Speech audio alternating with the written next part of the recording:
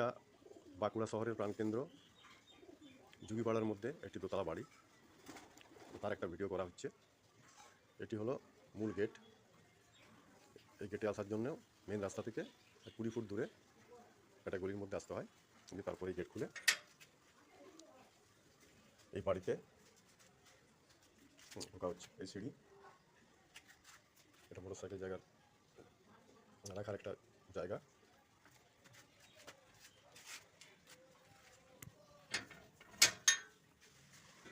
সিঁড়ি দিয়ে উঠে এটা হলো দরজা।